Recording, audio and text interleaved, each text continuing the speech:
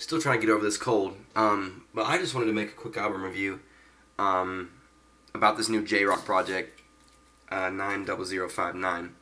And J-Rock is, I'll be completely honest, J-Rock is not an artist who I'm incredibly familiar with. For those of you who don't know, he's part of the TDE crew, the Black Hippie group. So he's affiliated with, K-Dot, Kendrick, and Absol, Schoolboy Q, that whole group right there. And like I said, not an artist I'm really familiar with. I haven't heard any of J-Rock's stuff, at least not solo stuff, and a couple features here and there. And maybe I'm just not coming across the right projects. Maybe I'm not encountering things that he's on. But I listened to this album, and I didn't think I would because I didn't think I'd have time for it. It wasn't really something that was too much on my radar, but I did, and I'm so glad that I listened to this. J-Rock really, to me, embodies everything that I like in an MC. He tells great narratives. He's a really good storyteller. He's to the point, and he gets his message across, and you don't have to sit and really think about it. It's not too wordy, it's not too over your head, but at the same time, there's also really clever wordplay. There's good contrast. He can be energetic, he can be aggressive, or he can be laid back and serious. There's also humor and a lot of fun in his stuff, so he really just hits, all corners of what I want in an MC. I really had to think about this statement, to think if I was comfortable enough saying this about this album, but I think I am. While To Pimp a Butterfly was one of the more brilliant albums of 2015, and of the past, several years as a whole, conceptually, production-wise, it's fantastic. I think this album that J-Rock has dropped is the best hip-hop album of the year so far, and I don't think anything else is going to be able to touch it for the rest of this year, unless Pusha T gives us his next project. But even then, as big of a Pusha T fan as I am, I think My Name Is My Name is one of the best rap albums, of the past 20 years. I don't even know if Push's next project is going to be able to touch this. Some of the reasons why this album is so fantastic, first of all, the production is absolutely stellar on this album. J-Rock West Coast MCs, and so a lot of the stuff, a lot of production he has, laid back Cali West Coast feel to it. There's also a few tracks that have a little bit more of H-Town, just a little bit, but a lot of them encompass that West Coast laid back bounce feel to it.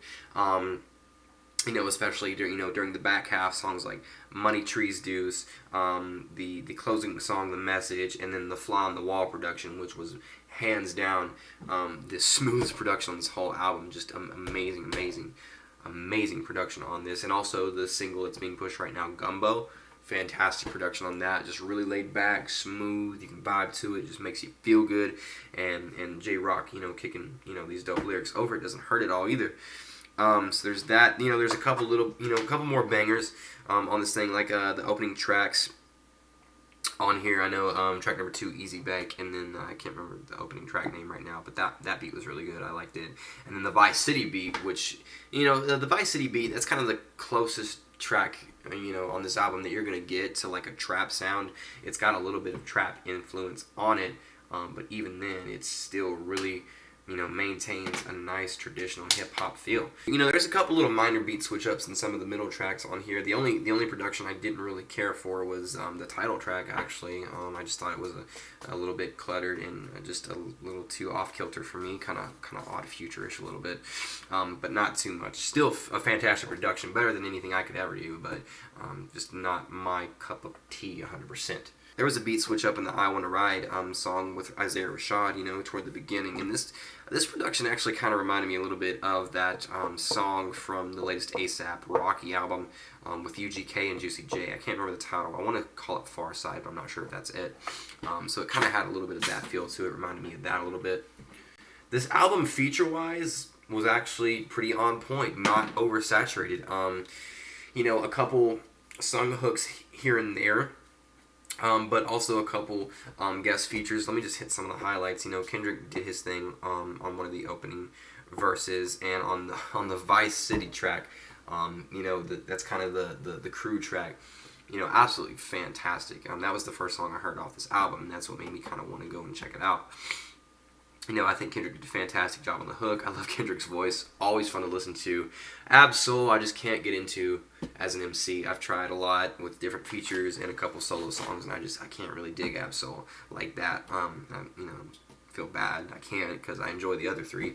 And Schoolboy Q is usually not someone that I connect with either. I enjoy his flow. I think he's got a great rap voice, but usually his concept to me seems kind of recycled, and I just can't relate to, like strip club life and cocaine and all this kind of stuff.